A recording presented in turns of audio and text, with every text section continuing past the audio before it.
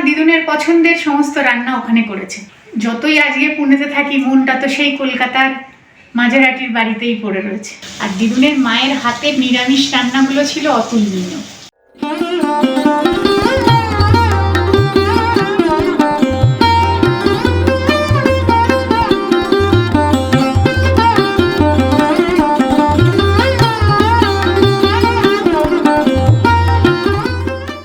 তো আজ আমি চেষ্টা করলাম দিদুনের মতো বানাতে।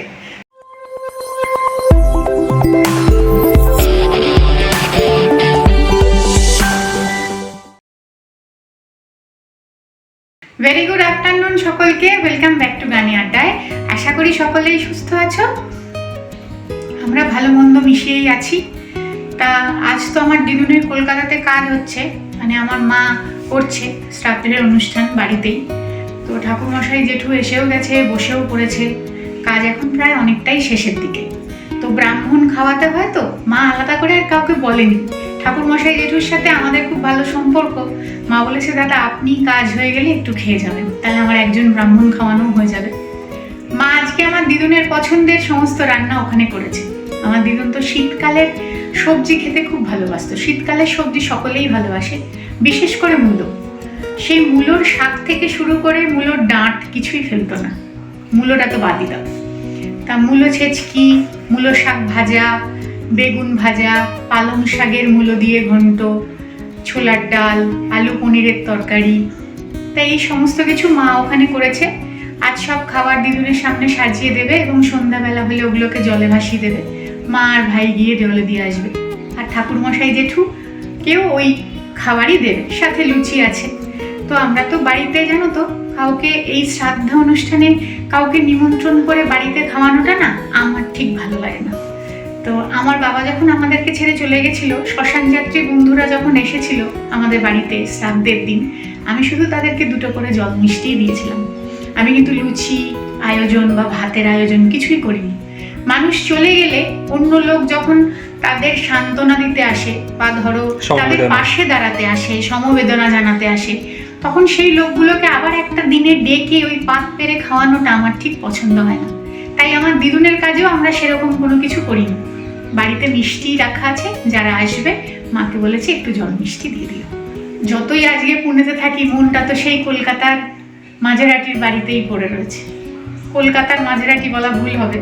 কলকাতায় যারা থাকো তারা হয়তো দমদম বিরাটিটা চেনো, দমদমে যারা থাকো তারা বিরাটি আটটু চেনো, বিরাটিতে যারা থাকো তারা মাঝেরহাটিটা চিনবে। তো যাই হোক, সেখানেই আমার মনটা পড়ে রয়েছে। মা কাজ হলে আমাকে জানাবে। তারপরে আজকে আমরাও এখানে লুচি আর ছোলার ডালই খাবো। আর আমার দিদুন কিভাবে চটজলদি ছোলার ডাল বানাতো সেটাই তোমাদেরকে জানাবো। আমরাও এই কদিন নিরামিষই খেয়েছি।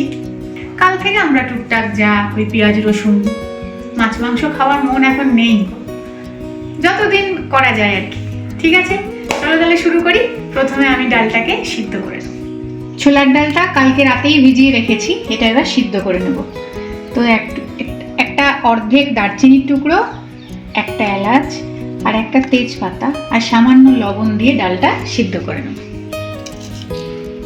আর সামান্য একটু হলুদ।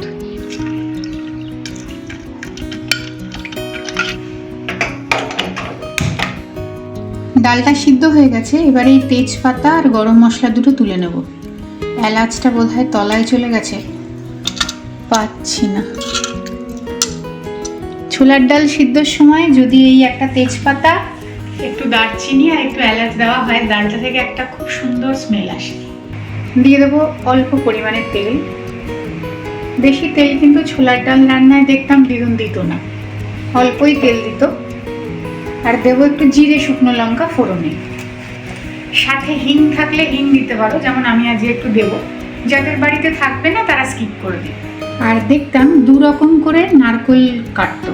একটা হচ্ছে এরকম ডুমো করে, সেটা একটু ভেজে নিত। আর এইটা ছোলার ডালটা যখন মশলা কষানো হতো অর্ধেক দিত, আর ছোলার ডাল সম্পূর্ণ রান্না হয়ে গেলে তার ওপর দিয়ে এই কুচনো নারকেলটা দিয়ে দিত। ওপরেই দেওয়া থাকতো। সে মোচার ঘন্টই হোক, লাউ ঘন্টই হোক, থোর ভাজাই হোক, আমার দিদুর নারকেলটা খুব ব্যবহার করতো। আবার নারকেল যাতে অনেক দিন ভালো থাকে তাকে আবার একটু রোদে শুকনো করে, শুকনো খোলায় নেড়ে বেশ অনেক কিছু করতো। অত কায়দা তো আমার জানা নেই, কিন্তু দেখতাম করতো। আর টমেটোটা যখন থাকতো তখন দিত, যখন থাকতো না তখন দিত না, কিন্তু টমেটোটা আমি আজকে দিয়ে একদম অল্প মশলাতেই বানিয়ে নেব। তেল গরম হয়ে গেছে, দিয়ে দেবো অল্প পরিমাণে জিরে, শুকনো লঙ্কা, একটু হিং আর একটা ছোট এলাচ একটু ফাটিয়ে নিয়ে দিয়ে দেবো।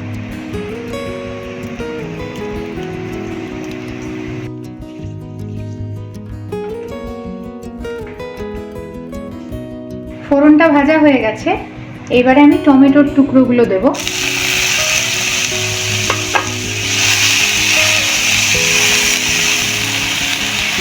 টমেটোটা এমনি দানা ফেলে ছোট ছোট টুকরো করে কুচিয়ে রেখে দিয়েছি। টমেটোটা একটু ভাজা হয়ে গেলে গলে যাওয়ার আগে নারকেলগুলো দিয়ে দেব। দিয়ে দিচ্ছি অল্প পরিমাণে লবণ,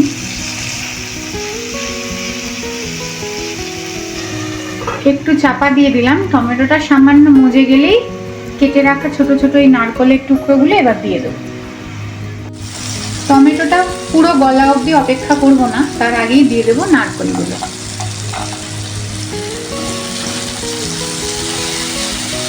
তোমরা চাইলে এতে কাজু কিশমিশও দিতে পারো, কিন্তু ঘরোয়া রান্নায় সবসময় এত কিছু ব্যবহার আগেকার দিনের মানুষেরা করতো না।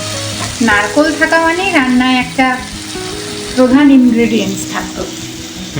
নিরামিষ রান্নায় আগে যদি কারোর বাড়িতে নারকেল থাকতো খুব ব্যবহার করতো নারকেল, বিশেষ করে এদেশীয় লোকেরা মানে ঘটিরা। আর আমি কয়েকদিন আগের ভিডিওতেই বলেছি যে আমার দিদুন এপার বাংলার লোক ছিল, আর দিদুনের মায়ের হাতের নিরামিষ রান্নাগুলো ছিল অতুলনীয়।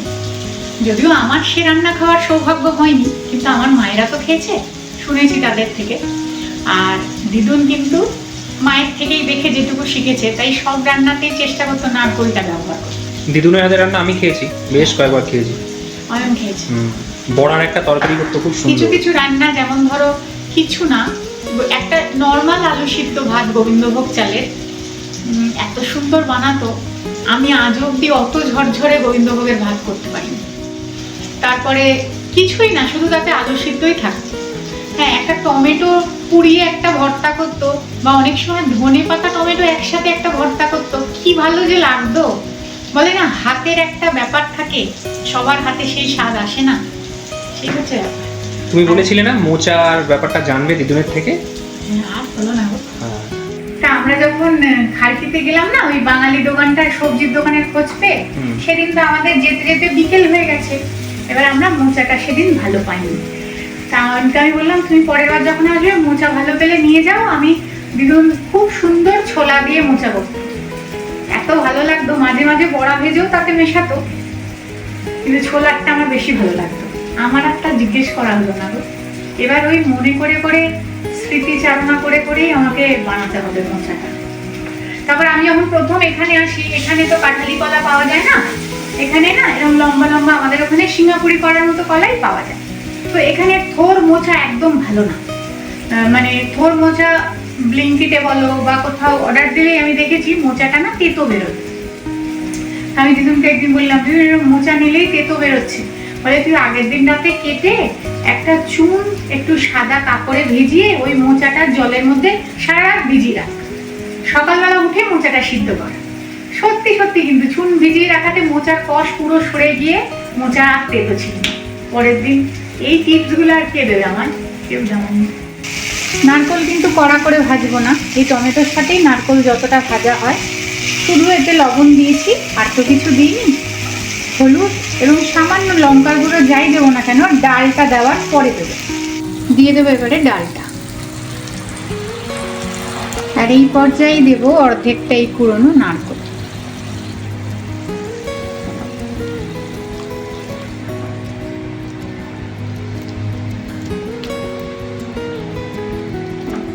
হলুদ কিন্তু যেটুকু ওই সিদ্ধের সময় দিয়েছিলাম অতটুকুই, আর হলুদের ব্যবহার করব না।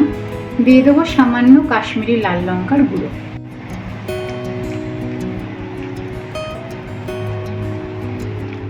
রংটা কিন্তু এরমই দেখতে হতো, অতিরিক্ত হলুদও থাকতো না, অতিরিক্ত লালও থাকতো না। এরপরে আমি এই পর্যায়ে দিয়ে দেবো চিনি। দিয়ে দিচ্ছি পরিমাণ মতো চিনি, এটা যে যার স্বাদ অনুযায়ী ব্যবহার করো।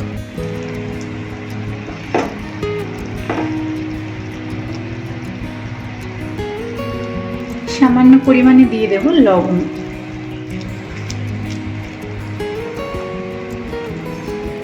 ডালটা যখন সিদ্ধ করেছি ততটুকু জলই দিয়েছি, আলাদা করে কিন্তু কোনো জলের ব্যবহার আর করব না। যখন ডালটা জমে যাবে তখন একটু থকথকে টাইপের হবে। মানে আমি এরকম ভাবে করি না কিন্তু ডাল, জানো তো, আমার করার পদ্ধতি আবার একটু আলাদা।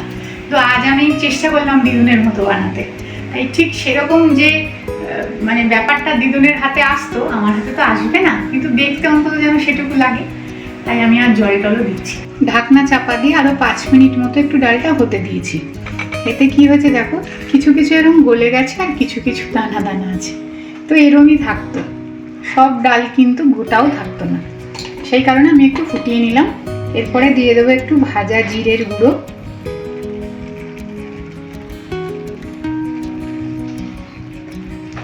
একটু ঘি। গরম মশলাটা দিদুন সব কিছুতেই ব্যবহার করত, নিরামিষ খাবার দাবার খেত, তো এই দুটোই তো মানে নিরামিষ রান্নার প্রধান উপকরণ। তাই ঘি গরম মশলাটা সব রান্নার শেষেই একটু পড়তো, তবে ছোলার ডালে গরম মশলা দিত না, এরকম একটু ঘি দিত, ভাজা জিরের গুঁড়ো দিত, আর আমি একটু নতুন সংযোজন হাতে একটু ডলে কাসুরি মেথি দিচ্ছি, এটা কিন্তু দিদুন দিত না। আচ্ছা, দিয়ে এবার একটু চাপা দিয়ে রাখবো।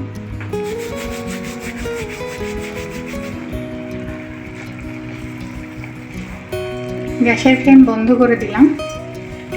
এবারে সুন্দর করে নাড়িয়ে চাড়িয়ে ওপর দিয়ে নারকোল কোড়াটা দিয়ে দেবো। কি এরমই দেখতে হতো না? হলুদও না হতো, অত লালও না। হ্যাঁ, কাসুরি মেথিটা থাকতো না। দিদুন খাবারে মাঝে মধ্যে তারপর আমি দেখতাম যে কর্পূরও দিত। কর্পূর দিয়ে জল খেত, আচ্ছা, খাবারে দিত না। তাহলে ওই জলটাই কোথায় যেত? হ্যাঁ, কর্পূর দেওয়া থাকতো। দিদুনের ঘরে একটা ফিল্টার ছিল, ওতে কর্পূর দেওয়া থাকতো। যখনই জল খেত ওই ফিল্টার থেকে নিয়ে কর্পূর দেওয়া জলটাই খেত। না, কর্পূর ভালো তো। হ্যাঁ,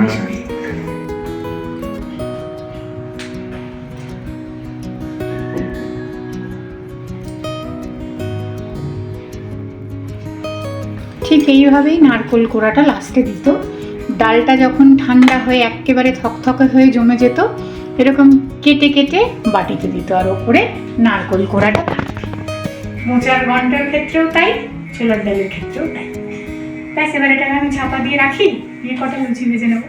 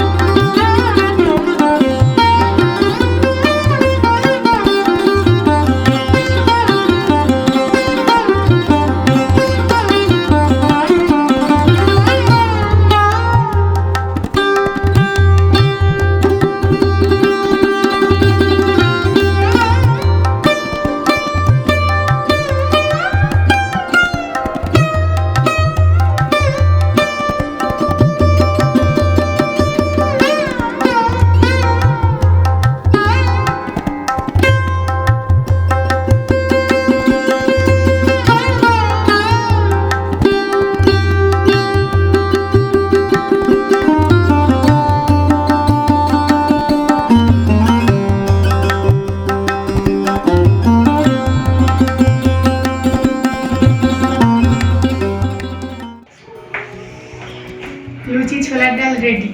আজকে স্পন্দনও চলে এসেছে। লুচি তো গরম গরম ভেজে খেতে হয়, তাই ওকে স্কুল থেকে নিয়ে আসলো, তারপর ভাজলাম। তোমাদের বাড়ির কাজও তো বোধহয় শেষ হয়ে গেছে না? হ্যাঁ, বাড়ির কাজও শেষ হয়ে গেছে, ওরাও এখন খেতে বসবে, আমরাও এখন এখানে খাবো। আর সকালবেলা একটু সিমুই করেছিলাম, সেই সিমুইটাও একটু নিয়ে নিলাম। এইটা দিয়ে আজকে লাঞ্চ সারি। চটজলদি হিসাবে যদি ছোলার ডাল বানাতে হয়, আর বাড়িতে যদি নারকোল থাকে, এখন তো এইরকম নারকোল থাকে না অনেকের ঘরে, থাকে বেশি ডেজিকেটেড কোকোনাট, তো সেটা দিয়েও বানাতে পারো। আর উপরে ওই ছড়ানোটা হয়তো এরকম টাটকা নারকোলের যেটা স্বাদ ওটাতে সেটা হবে না, কিন্তু যাই হোক, হবে তো নারকোল দিয়েই ডাল। আজ তবে এতটুকু থাক, বাকি কথা, বাকি নানান গল্প আবার পরের দিনের ভিডিওই হবে। যদি ভালো লাগে একটা লাইক করে দিও, খুব তাড়াতাড়ি আবার আমার তোমাদের সাথে দেখা হবে।